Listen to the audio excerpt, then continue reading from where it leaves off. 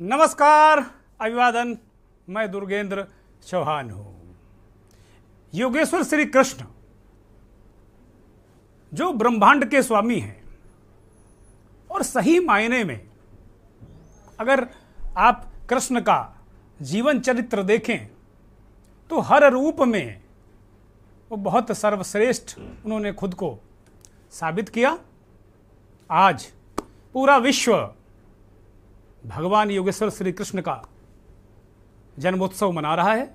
आप सभी दर्शकों को बहुत बहुत शुभकामनाएं, बहुत बहुत बधाइयां। आज पूरे विश्व में, भारत में घर घर कृष्ण की धूम है। घर घर रात 12 बजे कृष्ण का जन्म होगा। घर घर कृष्ण विराजे हैं, घर घर कन्हैया विराजे हैं। लेकिन दिल्ली में जो डिप्टी सीएम है मनीष सिसोदिया, उनके घर घर जब विराजे हैं कन्हई, तो मनीष सिसोदिया के घर आज सीबीआई आई। सीबीआई मंथन में आज मैं सीधा सवाल पूछ रहा हूं। सवाल तीखा और चुभेगा, लेकिन मुझे इसकी कतई परवाह नहीं है, क्योंकि सवाल पूछना हमारा काम है। सवाल यह है कि क्या ये सरकारी एजेंसियों की चाबुक की तरह इस्तेमाल की जा रही हैं? क्या ये सरकारी एजेंसियां, सीबीआई, ईडी जैसी एजेंसियां क्या चाबुक की तरह इस्तेमाल की जा रही हैं? ये सवाल है। यानी कोई भी अगर सिर उठाएगा तो उसकी पीठ लाल कर दी जाएगी। क्या 2024 का चुनाव, जैसा कि आम आदमी पार्टी के प्रवक्ता आज पूरे दिन कहते रहे कि नरेंद्र मोदी बनाम केजरीवाल किया जा रहा है? ईडी, सीबीआई को सरकार ऐसे क्यों पेश कर रही है? या ऐसा क्या हो गया कि इस तरीके का परसेप्शन इन एजेंसियों के खिलाफ बन रहा है? यही भ्रष्टाचार से लड़ने का एकमात्र उपक्रम भी है। दिल्ली में आज दिन भर हो हल्ला मचा रहा। सीबीआई ने कथित आबकारी घोटाले में अपनी प्राथमिकी यानी एफआईआर दर्ज कर ली है, फर्स्ट इंफॉर्मेशन रिपोर्ट। और इसमें दिल्ली के उप मुख्यमंत्री, आम आदमी पार्टी के नंबर 2 के नेता मनीष सिसोदिया समेत 15 लोगों को लपेट लिया गया है, या यूं कहें कि उनको आरोपी बनाया गया है। एफआईआर में कुछ शराब कंपनियों के भी नाम हैं। इसके साथ साथ और जो 15 लोग हैं वो अज्ञात हैं। चार्जशीट जब लगेगी तो उनके नाम सीबीआई खोलेगी। कुल मिलाकर ये आज पूरे दिन का क्रक्स रहा। सीबीआई के मुताबिक मनीष सिसोदिया पर आपराधिक साजिश और खातों में हेर फेर का आरोप है। आप नेता इसके बाद झंडा लेकर मैदान में आ गए और बोले कि केजरीवाल की वैश्विक लोकप्रियता को देखकर बीजेपी बौखला गई है, बदहवासी छाई है, इसलिए छापेमारी हुई है। आज मंथन में समझेंगे कि आखिर ईडी और सीबीआई को चाबुक की तरह इस्तेमाल करके क्या बीजेपी विपक्ष को नेस्तनाबूद करना चाहती है। यह आरोप लगा रहा है विपक्ष। और क्या इससे करप्शन का कंट्रोल हो सकता है? क्या ये रास्ता जो अपना रही है बीजेपी की सरकार, क्योंकि पार्टी तो कुछ करती नहीं, सरकार करती है। सरकार को बार बार, चाहे कांग्रेस पार्टी हो चाहे आम आदमी पार्टी, कटघरे में खड़ा कर रही है। और एक शब्द आज इस्तेमाल किया गया, कट्टर ईमानदार। वो कट्टर ईमानदारी का एक तरीके से जो मॉडल है वो भारतीय जनता पार्टी के खिलाफ आम आदमी पार्टी बनाने की कोशिश कर रही है। एक बात और है, आम आदमी पार्टी की तरफ से ये बात आज पूरे दिन की जाती रही कि गुजरात का मॉडल फेल हो गया है। केजरीवाल का जो राष्ट्रवाद है और अंतर्राष्ट्रीय स्तर पर जो केजरीवाल की स्वीकार्यता है, उससे लेकर बीजेपी बौखला गई है, परेशान हो गई है। इसी वजह से उसके नेताओं को पीड़ित कर रही, उत्पीड़ित कर रही है।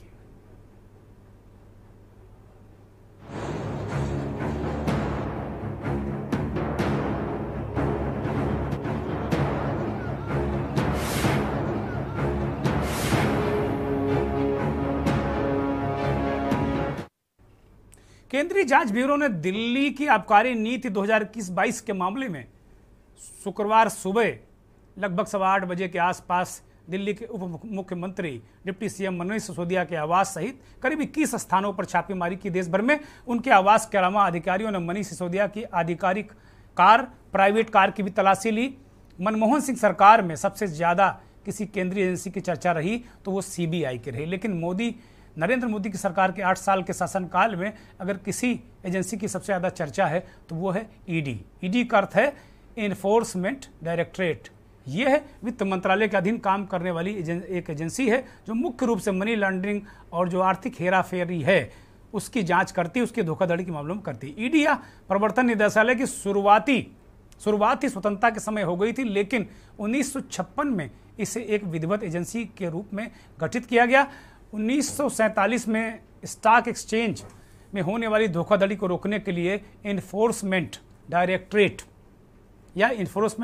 नहीं बना था, तब यूनिट का गठन हुआ था। एक यूनिट बनाई गई थी जिसे 1 मई 1956 को इन्फोर्समेंट डायरेक्टरेट यानी ईडी का जो वर्तमान स्वरूप है उसके रूप में स्थापित किया गया था। विपक्ष की आपत्तियां और सुप्रीम कोर्ट के फैसले से इतर देखें तो 2014 के बाद से ईडी की कार्रवाई में ज्यादा तेजी आई है, बहुत बड़ा उछाल आया है। मनमोहन सिंह सरकार में 2004 से लेकर 2014 के बीच 112 छापे ईडी ने मारे, जबकि 2014 से अब तक ईडी 3010 से भी अधिक छापे मार चुकी है। छापेमारी में 27 गुने का उछाल आया है। आप समझ सकते हैं कि ईडी कितना सक्रिय है और भ्रष्टाचार के प्रति कितना संवेदनशील है। एक एंगल ये भी देखने का हो सकता है।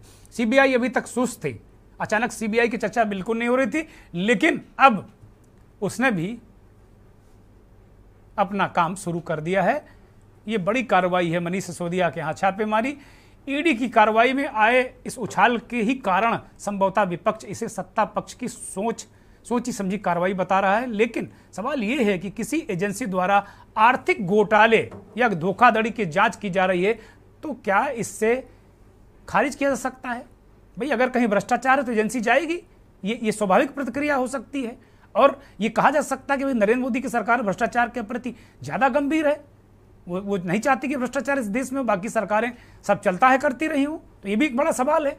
विपक्ष की आपत्तियों से अलग ईडी की कार्रवाई पर एक सवाल तो ये है ही कि वास्तव में अगर देखा जाए तो ये देखा जा रहा है कि ईडी किस तरीके से काम कर रही है, किस तरीके से चीज़ों को कर रही है। इस पर लगातार सवालात हो रहे हैं और ये सवाल उठता है कि उसके द्वारा दर्ज केस में सजा पाने वाले बहुत कम लोग हैं, सजा का प्रतिशत बहुत कम है। दिल्ली में सीबीआई ने पिछले साल नवंबर में दिल्ली आबकारी की नीति जो बनाई गई थी, मनीष सिसोदिया ने बनाई थी, आबकारी मंत्री भी हैं, उसमें कथित अनियमितताओं के बारे में एक एफआईआर दर्ज की है। ये जांच सीबीआई को तत्कालीन जो एलजी थे, लेफ्टिनेंट गवर्नर अनिल बैजल, उनके द्वारा सीबीआई को ये जांच दी गई थी।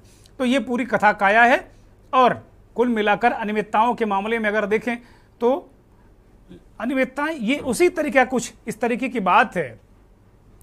अब कुल मिलाकर अगर देखें तो ये उस तरीके की बात है जैसे 2G घोटाले में ये था कि भाई अगर यूपीए की सरकार ऐसा नहीं करती तो इतने गुना फायदा होता। इस तरीके की एग्ज्यूम है कि भाई आपने जो FL1 की श्रेणी है उसमें जो आपने मुनाफा था वो 12% कर दिया है, 2% था। इस तरह की बहुत सारी आपत्तियां हैं और बहुत सारी चीजें हैं। लेकिन ये सब चीजों पे आज दिन भर बहुत जबरदस्त तरीके से चर्चा हो गई है और अब बहुत ज़्यादा इसमें डीप में जाने की जरूरत नहीं, क्योंकि ये बहुत सारे आज हमारे पत्रकार साथी सुबह से प्याज की छिलके की तरह इसको छील चुके हैं कि कहाँ क्या हो रहा है, कहाँ क्या नहीं हो रहा है।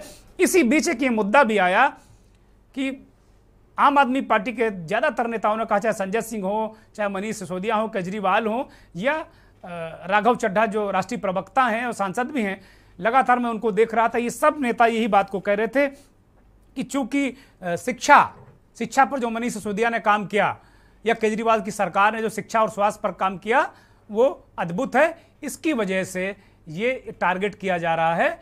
और चूंकि गुजरात मॉडल फेल हो चुका है इसलिए केजरीवाल मॉडल अब देश में लोग पसंद कर रहे हैं।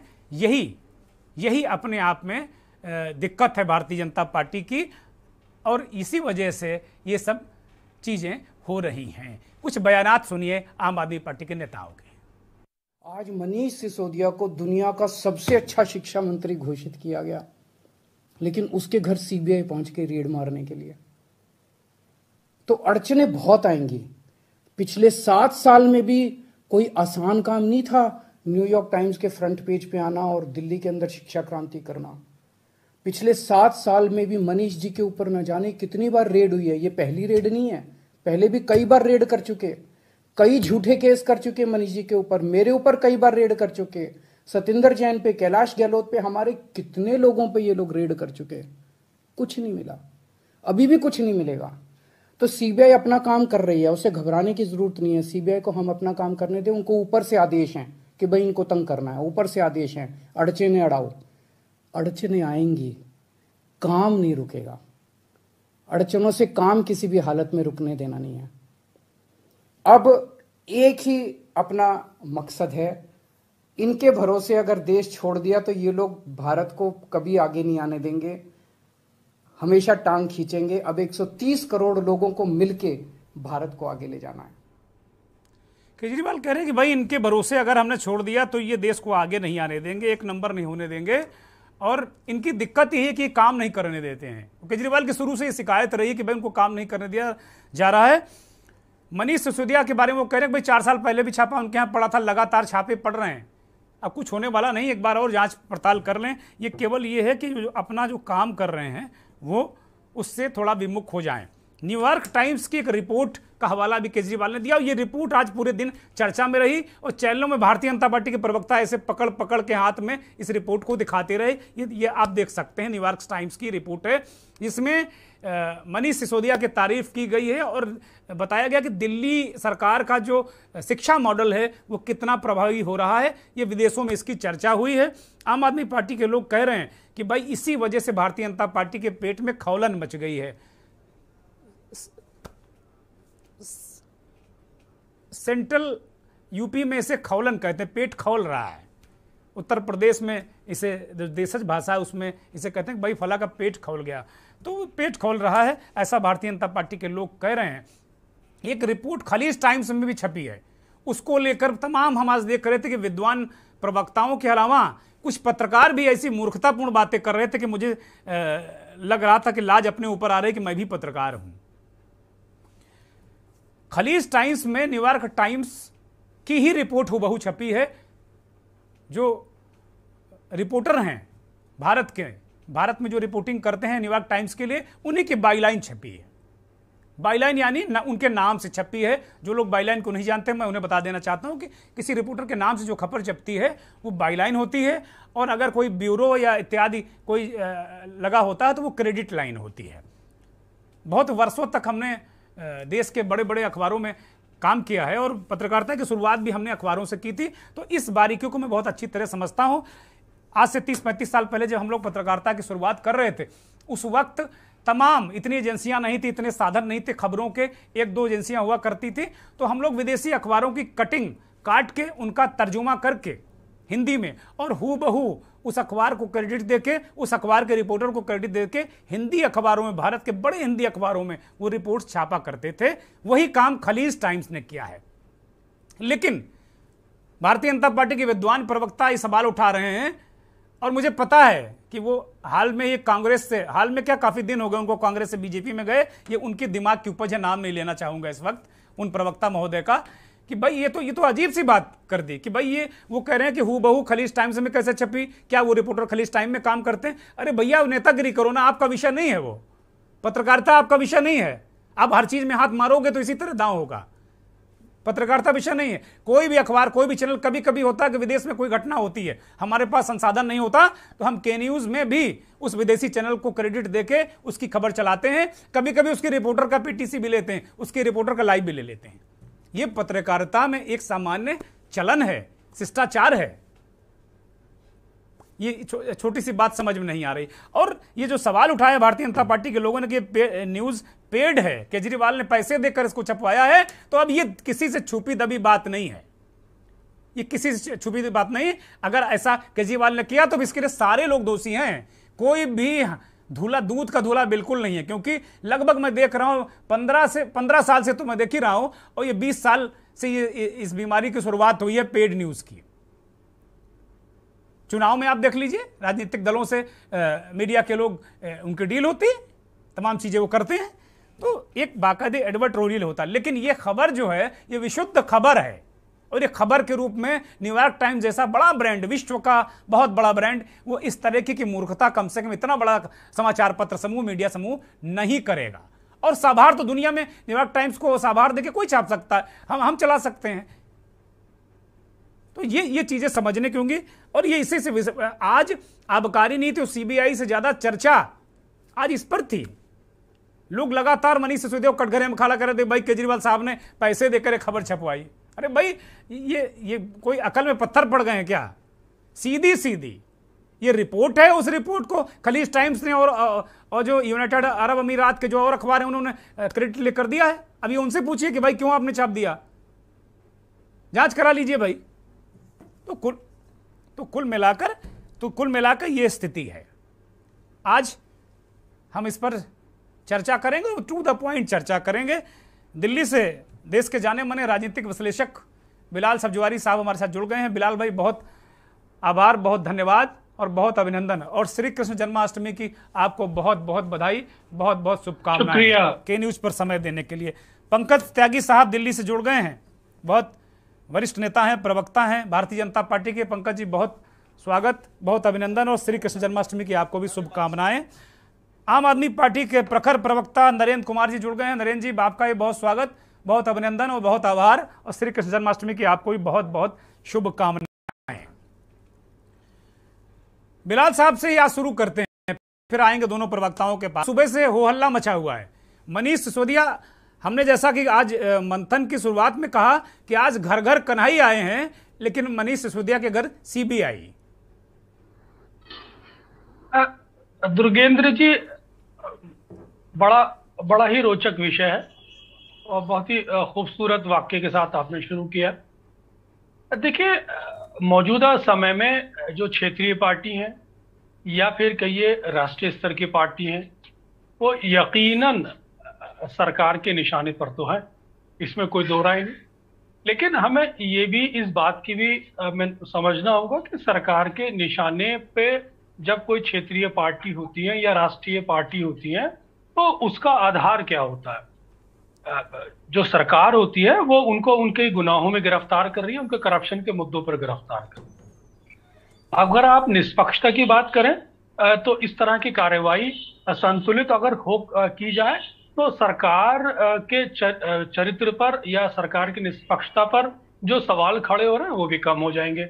मेरा कहने का अर्थ यह है कि अगर गुजरात के अंदर जिस तरह से ड्रग्स पकड़ी गई थी उस पर भी कार्रवाई हो जाती, या फिर गुजरात के अंदर जिस तरह से शराब माफिया हावी था उस पर भी इस तरह की कड़ी कार्रवाई हो जाती, या फिर सतपाल मलिक जो मेघालय के गवर्नर थे, उन्होंने जम्मू कश्मीर के गवर्नर जब थे उस संबंध में अपने आप को ये कहा था कि 300 करोड़ रुपए मेरे को एक ब्यूरोक्रेट के माध्यम से फाइल क्लियर करने के दिए गए थे, उस पर भी कार्रवाई हो जाती, तो सरकार की निष्पक्षता पर सवाल नहीं उठते। सवाल यह है कि सरकार की निष्पक्षता पर भी सवाल उठ रहे हैं, और दूसरी तरफ सरकार अगर भ्रष्टाचार के खिलाफ कार्रवाई कर रही है तो उसको भी गलत नहीं ठहराया जा सकता। यकीनन भ्रष्टाचार पे कार्रवाई होनी चाहिए, लेकिन निष्पक्षता के साथ हो तो ये बहुत संतुलित मानी जाती है। माना जाता है कि लोकतंत्र के अंदर एक आयाम स्थापित हो गया है कि सरकार अपने भ्रष्टाचार को भी पकड़ रही है और विपक्ष के भी भ्रष्टाचार को पकड़ रही है। लेकिन ये आइडियलिज्म की बातें हैं, ये एक सैद्धांतिक बातें हैं, ऐसा नहीं होने जा रहा। सरकार जो एक नीति अपना चुकी है, पॉलिटिकल अपने अपोनेंट्स को उन्हें डिसमेंटल करना है, तो वो उस नीति पर कायम रहेगी। और इस प्रॉब्लम से निकलने के लिए मसला यह है कि अब सरकार विपक्षी पार्टी करे तो क्या करें। देखिए, ये मौका है जब विपक्ष को इकट्ठा होना पड़ेगा। ठीक बात है, ठीक बात। ये मौका है जब विपक्ष को इकट्ठा होना पड़ेगा, और जब तक विपक्ष इकट्ठा नहीं होगा, इकट्ठा होके बिल्ली के गले में घंटी नहीं बांधेगा, इसी तरह सफरिंग होती रहेगी और इस तरह आरोप प्रत्यारोप होते रहेंगे। लेकिन बदकिस्मती है कि विपक्ष इस बात को नहीं समझ पा रहा कि उसे इस प्रॉब्लम से लड़ना कैसे है। अगर वो वास्तव में लड़ना चाहता तो उसे इकट्ठा होना पड़ेगा। ठीक बात है, ठीक बात है। त्यागी साहब, आप गुजरात में जब ड्रग्स पकड़ा जाता है उस पर कोई जांच नहीं होती, बुंदेलखंड में पुल गिर जाता है, एक तरीके से बुंदेलखंड एक्सप्रेसवे धंस जाता है, उसकी कोई जांच नहीं करने जाता। ये आम आदमी पार्टी के लोग आज दिन भर इस मुद्दे को उठाते रहे, इसी तरीके से, जो जिन शब्दों में मैं कह रहा हूं उसी तरीके से। ठीक है, मनीष सिसोदिया अगर भ्रष्टाचारी हैं, उनकी गर्दन दबोच लीजिए, जो कि आप दबोच भी रहे हैं, लेकिन भाई दूसरे लोगों को बताइए ना कि ऐसा तो नहीं है कि केवल विपक्ष के लोग ही सबसे बड़े भ्रष्टाचारी हैं, और जो लोग आपने विपक्ष से अपनी पार्टी में ले लिए वो अपना लॉन्ड्री में धो धो के आपने रख लिए उनको। पंकज त्यागी,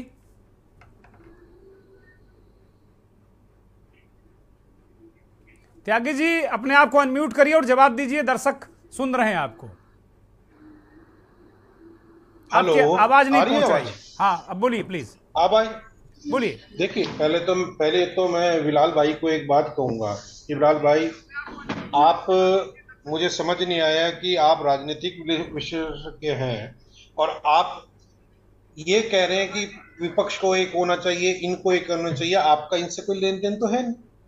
तो ये चीज तो फर्स्ट ऑफ ऑल तो आपकी ये गलत है। दूसरी बात, जैसे आपने कहा कि यूपी में क्या हुआ क्या नहीं हुआ, नहीं हम नहीं कह रहे हैं, ये पूरे दिन आम आदमी पार्टी के नेताओं ने चीख चीख कर कहा, गला फाड़ फाड़ कर, और जवाब मांगा आपसे कि भारी मात्रा में मुद्रा एयरपोर्ट पर ड्रग्स पकड़े गए, उसमें कुछ कार्रवाई नहीं की आपने। मेरे प्यारे भाई, आप सुनेंगे मेरी बात, हाथ जोड़ के कह रहा हूं, क्या वो ड्रग्स बीजेपी के घर में गई, किसी के घर में गई? आप मुझे इसका जवाब दें, ये आम आदमी पार्टी वाले मुझे जवाब दें। नहीं, आम आदमी पार्टी के लोग देंगे, हम क्यों देंगे? हम कोई जांच एजेंसी नहीं है, पूछते हैं अभी। आप बोलिए बोलिए। सुनिए, अरविंद केजरीवाल जी का शुरू से एक धोखा देने का, जिस प्रकार से आज समाज को धोखा दे रहे हैं, अन्ना हजारे जी को भी इन्होंने ऐसे ही धोखा दिया था। अन्ना हजारे जी ने किस वजह से ऊपर लाए थे, ये अपनी वो चीज भूल गए। आज मैं एक बात पूछना चाह रहा हूं कि आम आदमी पार्टी में अब ये कहते हैं शिक्षा नीति, अगर मैं आपका शुभ नाम जान सकता हूं एंकर भाई? मेरा नाम दुर्गेंद्र चौहान है। क्या नाम से भी जाति भी बताऊं क्या आपको? अरे नहीं नहीं, हमने कहा अगर नाम से जाति से अगर आपको हो तो भी बता दूंगा मैं। जी बोलिए बोलिए। आपको अगर इनकी शिक्षा नीति देखनी है, ठीक है, आप दिल्ली के गवर्नमेंट स्कूल में जाइए, वहां आपको टीचर नहीं मिलेंगे पढ़ाने वाले, केवल पोता गया है सिर्फ केवल बिल्डिंगों को और कुछ नहीं। मैंने देखा है, अपनी आंखों से देखा है, उन लोगों से मिला हूं जिनके बच्चे वहां पढ़ रहे थे, वो उन्हें हटा के ये क्या नाम है, गाजियाबाद ले गए। ये उन लोगों की मैं आपको व्यथा बता रहा हूं, मैं नहीं कह रहा ना मेरा कोई बच्चा पढ़ रहा हुआ, पर उन लोगों से मैं मिला हूं। दूसरी बात, आप एक मुझे बात बताइए भाई, आपका शराब का आप 1 मिनट के अंदर तो कहते हैं कि सीबीआई को सौंप दो, तुरंत कहते हैं कि सीबीआई से वापस ले लो। ये क्या तरीका है? ठीक है, आप अगर साफ है तो होने दे कार्रवाई। क्या दिक्कत है, क्या हो गया? मैं तो ये मानना, आप बताइए, आदरणीय नरेंद्र मोदी जी भी सीएम रहे हैं, कभी उनके ऊपर कोई ऐसा इल्जाम आया? आम आदमी पार्टी का, आप जब से पंजाब में सरकार बनी तब से वहां नाश हो गया पंजाब का। मूसेवाला जैसे इतने छोटे उम्र के बच्चे सिंगर मारे जाते हैं। आम आदमी पार्टी का आप मुझे रोल बताएं। इन लोगों ने केवल मात्र क्या नाम है, रोहिंग्या मुसलमान बसाए हैं और बांग्लादेशी मुसलमान बसाए हैं। नरेंद्र कुमार जी केवल अपनी राजनीति चमकाने के लिए और वोट के लिए। त्यागी जी एक ब्रेक का इशारा हो रहा है, हम ब्रेक पर जा रहे हैं। ब्रेक से जब लौटेंगे तो इन सारे सवालों का जवाब, जो पंकज त्यागी ने सारे सवाल जो उठाए हैं, इनका जवाब हम आम आदमी पार्टी के प्रवक्ता नरेंद्र कुमार से लेंगे।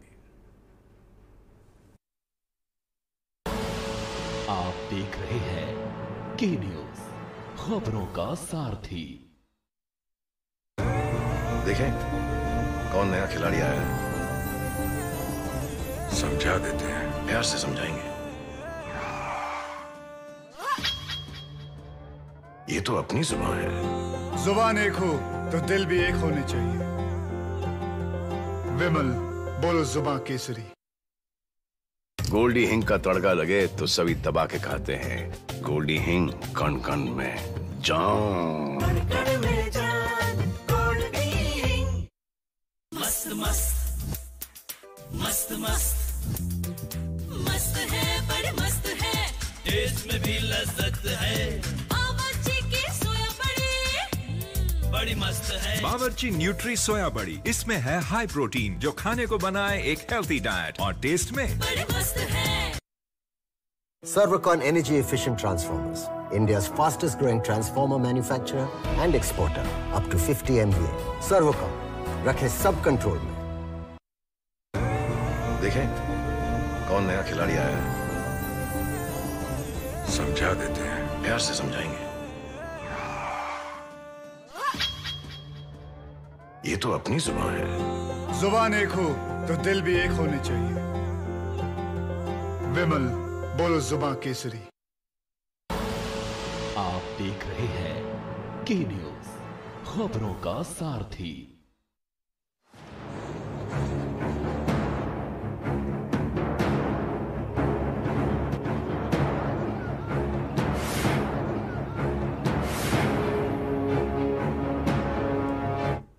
ब्रेक से लौट आए हैं और ब्रेक से पहले भारतीय जनता पार्टी के नेता पंकज त्यागी ने मनीष सिसोदिया और दिल्ली सरकार और केजरीवाल की जो शिक्षा व्यवस्था है उसकी पोल खोलने की कोशिश की, या यूँ कहें कि उन्होंने अपने शब्दों में पोल खोल दी और कहा कि वहाँ केवल पुताई हुई है, रंगाई हुई कुछ है वे नहीं। वो कह रहे हैं कि भाई अगर कार्रवाई हो रही है तो सिसोदिया क्यों परेशान हो रहे हैं। पहले तो उन्होंने कहा कि स्वागत है आइए CBI, और अब क्यों परेशान हो रहे हैं। ये तमाम तरीके के भारतीय जनता पार्टी के नेता ने मुद्दे उठाए हैं। हम आम आदमी पार्टी के प्रवक्ता नरेंद्र कुमार के पास चलते हैं। नरेंद्र जी, बहुत खरी खरी बातें, बहुत खरे खरे सवाल पूछे हैं पंकज त्यागी ने। वो कह रहे हैं कि भाई आप लोगों ने केवल बिल्डिंग पोत दी है। वो ये भी दावा कर रहे हैं कि उन्होंने उन बच्चों के अभिभावकों से ही बात की है। अब बताइए, आप लोग कह रहे हैं भारतीय जनता पार्टी झूठ बोलती है, भारतीय झूठ पार्टी कहते हैं आप लोग। देखिए दुर्गेंद्र जी, मैं आपका पहले तो धन्यवाद करता हूं कि आपने मुद्दा उठाया और जवाब देने का मुझे अवसर मिल रहा है। आज श्री कृष्ण जन्माष्टमी है। आज के दिन कम से कम आज प्रभु को नमन करें। आज के दिन कम से कम झूठ ना बोलें भारतीय जनता पार्टी के प्रवक्ता, क्योंकि भारतीय जनता पार्टी का दूसरा नाम भारतीय जनता पार्टी है। आप सुन लीजिए भाई साहब, मैंने भी आपको सुना है। अरे पंकज जी, पंकज जी जरा भूमिका तो बना लेने दीजिए उनको, आप बोलने नहीं देंगे। दिक्कत तो यही है ना भाई, बोलने दीजिए ना। आप दिल्ली में आपने गर्दन पकड़ ली, अब यहाँ भी मत पकड़िए कृपा करके भाई। वही मैं कह रहा हूँ। अच्छा, जहां तक इन्होंने काम की बात की है तो मुझे नहीं पता कि त्यागी जी दिल्ली में कहाँ पे रहते हैं। आप गाजियाबाद रहता हूँ। जी, तो आप दिल्ली में रहते नहीं है, शायद इसलिए आपको जानकारी नहीं है। आप मेरा निमंत्रण स्वीकार करें, दिल्ली में आए। मैं दुर्गेंद्र भाई से भी निवेदन करता हूं कि अपना कैमरा साथ लेके आए। आपको स्कूल भी दिखाएंगे, अस्पताल भी दिखाएंगे, मोहल्ला क्लिनिक भी दिखाएंगे, वाईफाई लगे हुए भी दिखाएंगे, आपको CCTV कैमरा लगा हुआ दिखाएंगे, और आपके साथ चलूंगा। बिल्कुल चलिए। मैं दुर्गेंद्र भाई से भी निवेदन करूंगा कि वो कैमरा लेकर के आए, और ये जो चैनल पे बैठ के जन्माष्टमी के दिन आप झूठ बोलने का जो काम कर रहे हैं, तो उसके बाद आप झूठ नहीं बोल पाएंगे कम से कम। अरे नरेंद्र भाई, त्यागी जी अच्छे इंसान है, अब पार्टी की मजबूरी है, कुछ बोलना पड़ता भाई, अंदर से अच्छे इंसान है, हम ये मान रहे हैं, भले आदमी है भाई। आज जन्माष्टमी है तो नाम लेना पड़ेगा, आज प्रभु को नमन करें, आज झूठ ना बोले, आज झूठ ना बोले कम से कम। भैया मैं साधु आदमी, झूठ ना बोले। जी, मैं खुद साधु आदमी हूँ। तो साधु आदमी को झूठ नहीं बोलना चाहिए ना साहब। आप तो झूठ बोले। मैंने एक लफ्ज आपको सच्चाई बताई। चलिए नरेंद्र जी को, त्यागी जी, नरेंद्र जी को जरा अपनी बात रखने दीजिए, बोलने दीजिए जी। सत्य को प्रमाण की आवश्यकता नहीं होती है, प्रमाण मेरे पास है, फिर भी आप चल के देख सकते हैं। दूसरी बात, आज की जो कार्रवाई का जो मुद्दा ये उठ रहा है, CBI ने जो किया है, देखिए मुद्दा शराब नीति का है ही नहीं। मुद्दा अगर शराब नीति का होता तो सबसे पहले भारतीय जनता पार्टी के वो नेता जो गुजरात के अंदर अवैध शराब का कारोबार कर रहे थे और जिनकी जहरीली शराब पी करके सैकड़ों लोगों ने अपनी जान गंवा दी, उन पर सबसे पहले रेड होती, उन पर सबसे पहले। नरेंद्र भाई एक 5 सेकंड में अपनी बात कहूंगा। जो आप जिसको कह रहे हैं शराब पीने को लेकर, गुजरात की भारतीय जनता पार्टी का मैंने बयान कहीं सुना था, वो कह रहे हैं कि नहीं केमिकल है, शराब तो हमारे यहाँ बंदी है, वो लोग केमिकल पी के मर गए हैं। जी जी जी, चलिए मैं आपको ही करेक्ट कर रहा हूँ, ये मतलब जहरीला केमिकल बना के आप पिला रहे हैं लोगों को, जो भी है उसकी जांच होनी चाहिए थी अगर शराब की बात होती। लेकिन समस्या ये है कि अरविंद केजरीवाल अब इनकी आंखों में चुभने लगे हैं, क्योंकि अरविंद केजरीवाल अब देश के बाहर भी पॉपुलर हो गए हैं। अरविंद केजरीवाल, मनीष सिसोदिया, आम आदमी पार्टी जो काम करती है वो मील का पत्थर साबित हो जाता है, वो मील का पत्थर बन जाता है। पहले सुन लीजिए, मैंने आपको टोका नहीं है, आप सुन लीजिए, आप मेरा जवाब सुन लीजिए, उसके बाद आपका अवसर मिलेगा, आप अपनी बात रखिएगा, ठीक है। दुर्गेंद्र जी से भी निवेदन है कि उनको बोलिए कि टोके नहीं मुझे। त्यागी जी प्लीज कृपया, आप संत आदमी, कृपया बोलने दीजिए उनको भाई। देखिए जिस तरीके से आज अभी 2 दिन पहले माननीय मुख्यमंत्री अरविंद केजरीवाल जी ने कार्यक्रम लॉन्च किया, मेक इंडिया नंबर 1। उन्होंने किसी के बारे में कोई बुराई नहीं की, उन्होंने सीधे कहा कि 130 करोड़ लोग हिंदुस्तान के एक साथ जुड़ेंगे और इस देश को नंबर 1 बनाएंगे, इस मिशन में सब लोग साथ जुड़ें। उसके लिए आज एक मिस कॉल नंबर भी उन्होंने जारी किया, इसमें किसी को कोई गलत बात नहीं बोली, किसी की कोई बुराई नहीं की, किसी को क्रिटिसाइज नहीं किया। इसके बाद आज न्यूयॉर्क टाइम्स में एक खबर छपी और उससे बौखलाहट शुरू हो गई, बौखलाहट शुरू हो गई बीजेपी के एक नेता में। ये हो क्या रहा है, पूरी दुनिया पहले ये चैनल पे बैठ के झूठ बोलते थे। त्यागी जी आएंगे, थोड़ा बोलने दिए उनको, आ रहे हैं त्यागी जी आपके पास। जी कहाँ है आपका मॉडल, दिखाइए कहाँ है। अरे पूरी दुनिया चर्चा कर रही है, आज तो न्यूयॉर्क टाइम्स ने भी छाप दिया, और इससे ज्यादा क्या प्रमाण चाहिए। अगर दिल्ली के अंदर स्कूलों को देखने के लिए अमेरिकी राष्ट्रपति की पत्नी आती है उनको देखने के लिए, यूएनओ से एक टीम आती है दिल्ली के मोहल्ला क्लिनिक देखने के लिए, और आप लोग जो लोग देश का मान बढ़ा रहे हैं पूरी दुनिया में, अरविंद केजरीवाल, मनीष सिसोदिया, आप उनको सीबीआई से और ईडी से डराने का काम कर रहे हैं। अरविंद केजरीवाल वो व्यक्ति नहीं है साहब कि आपकी सीबीआई और ईडी की धमकी से डर जाएगा।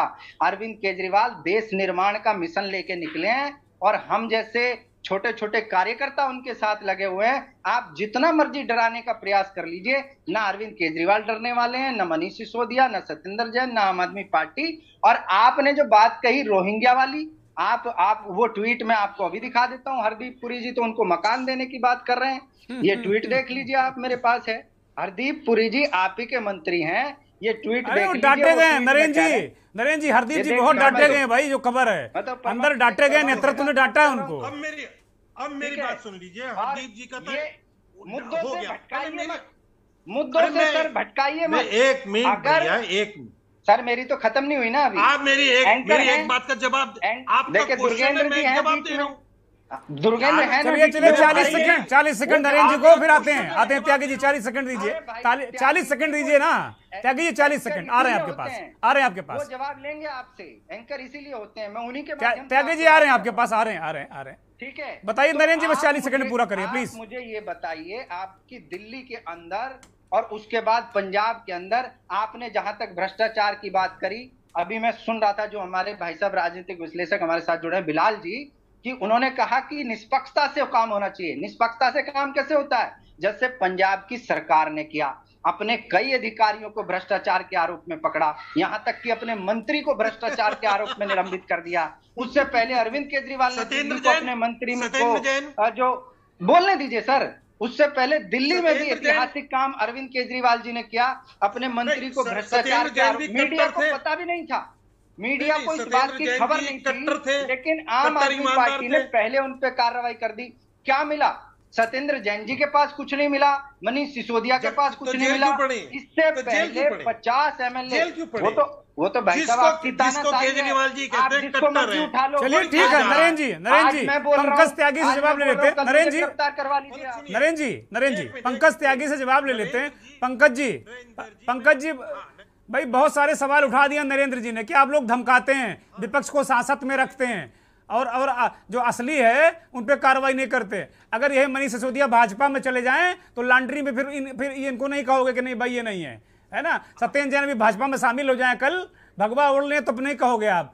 बहुत सारे दर्जनों नाम हैं, 50% कांग्रेस आपने पूरी अपने पार्टी में शामिल कर लिया है, सब कुछ है आपके पास। बताइए। अब मैं बोलूं? बोलिए। नरेंद्र भाई, आपने कितने लोग आपके केजरीवाल जी ने कितने लोगों को जोड़ने को कहा है? 130 करोड़ 130 करोड़, ठीक है देवेंद्र भाई, मैं आपको देखना चाहता हूं, आप दिख नहीं रहे। केवल इनकी केजरीवाल जी से मुझे 2 आदमी जोड़ के दिखवा दीजिए। सबसे पहले तो उनके गुरु अन्ना हजारे जुड़वा दीजिए, वो भी उन्हीं 130 करोड़ में आते हैं। अरे इनके गुरु हैं, कितनी बार मिलने जाते हैं अपने गुरु से।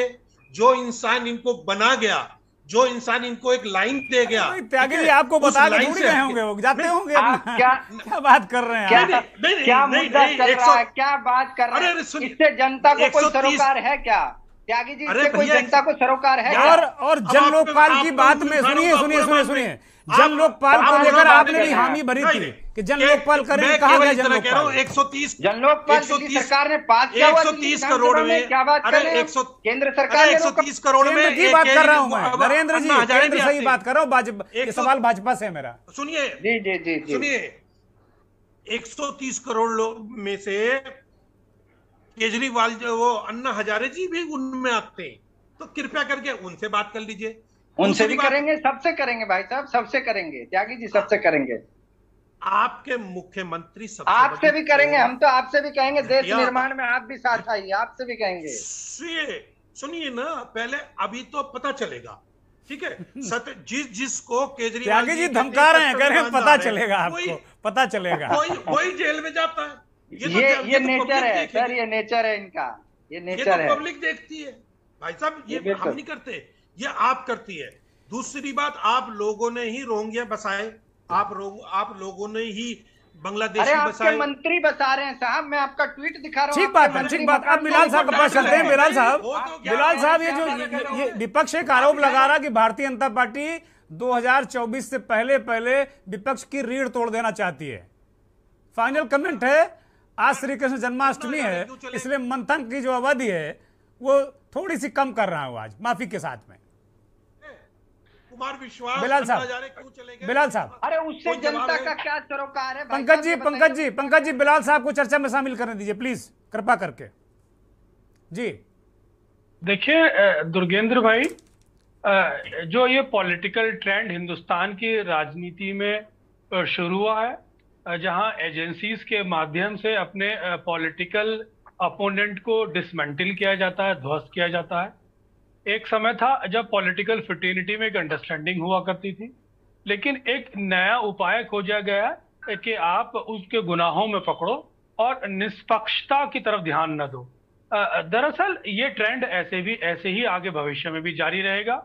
जो राजनीति का जो प्लेयर है, जब वो आउट ऑफ वे जाकर, आउट ऑफ गेम्स के जो उसूल हैं लोकतंत्र में, जो राजनीति के उसूल हैं, उनको दरकिनार करके अगर सामने वाला खेल रहा है, तो इसका एक ही उपाय है लोकतंत्र में कि विपक्ष को इकट्ठा होना पड़ेगा। बिना विपक्ष के इकट्ठे हुए इस समस्या का हल नहीं ढूंढा जा सकता। सभी पार्टियों को इकट्ठा होकर बिल्ली के गले में घंटी बांधनी होगी, अदरवाइज एक एक करके सब शहीद हो जाएंगे। दरअसल मसला ये है कि आज जो पॉलिटिकल फिटर्निटी में जो एक राजनीतिक शिष्टाचार हुआ करता था, वो आज राजनीतिक शत्रुता में बदल गया। बहुत शुक्रिया बिलाल साहब, आपका बहुत शुक्रिया। पंकज त्यागी जी आपका बहुत शुक्रिया, और नरेंद्र भाई आपका भी बहुत शुक्रिया, बहुत आभार। और जन्माष्टमी की पुनः आप सभी को ढेर सारी शुभकामनाएं। मंथन में अब वक्त हो चला है चलते चलते का, और चलते चलते में भी हम आज योगेश्वर श्री कृष्ण के जन्मोत्सव की ही बात करेंगे। पूरा विश्व, पूरा देश श्री कृष्ण जन्माष्टमी मना रहा है। विदेशों में भी तरह तरह से लोग अपने अपने तरीके से मना रहे हैं। वीडियो आपको इस वीडियो के साथ छोड़ जाएंगे, जो 7 समंदर पार कैसे भगवान योगेश्वर का जन्मोत्सव मनाया जा रहा है। इन तस्वीरों का आनंद लीजिए और मुझे भी इजाज़त दीजिए, ताकि हम भी अपने घर में पूजा पाठ कर सकें। बहुत बहुत धन्यवाद, नमस्कार।